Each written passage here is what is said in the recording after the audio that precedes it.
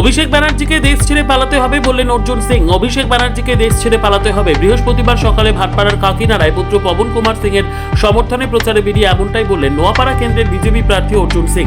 তিনি বলেন 256 থেকে মামলা দাঁড়িয়েছে 119টা মামলায়। তার অভিযোগ অভিষেক ব্যানার্জি বহু মানুষের সম্পত্তি লুট করেছে, সরকারি সম্পত্তি লুট করেছে, ও একটা চোর। ওকে দেশ ছেড়ে পালাতে হবে। তার দাবি ভোট আসলে বিকাশ বসুর কথা মনে পড়ে। বিকাশ বাবুর স্ত্রী বুঝিয়ে দিয়েছেন তৃণমূল ওনাকে শুধু ব্যবহার করেছে। মমতা ও অভিষেককে মঞ্জু বসু সঠিক জবাব দিয়ে দিয়েছেন। স্বামীর মৃত্যুর উনি সিবিআই তদন্তের দাবি করেছেন। অভিষেক বলেছেন আগামী 4 মে বিজেপি চোখে সর্ষের ফুল দেখবে। প্রসঙ্গে অর্জুন সিং বলেন কারা চোখে সর্ষের ফুল সেটা 4 তারিখেই বোঝা যাবে। 156 থেকে 119 হয়েছে, আবার দেখা যাবে। কিন্তু অভিষেক ব্যানার্জি ভারতবর্ষে আর থাকতে পারবে না, ওকে পালাতে হবে।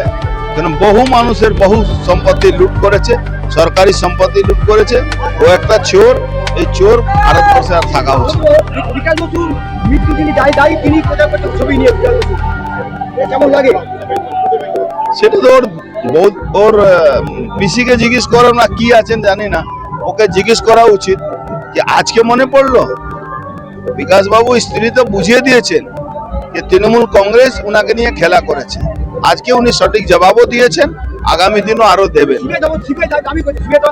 সেটাই তো বলছি, উনি সিবিআই তদন্ত দাবি করেছিলেন, এই তো জবাবই হলো। তো মমতা ব্যানার্জির জবাবটা উনি দিয়ে দিয়েছেন, আর অভিষেক ব্যানার্জিও জবাব দিয়ে দিয়েছেন।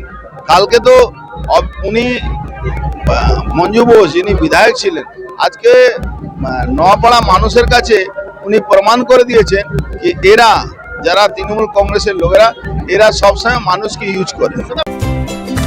কমফর্টেবল ম্যাট্রেস মানে RRK ম্যাট্রেস।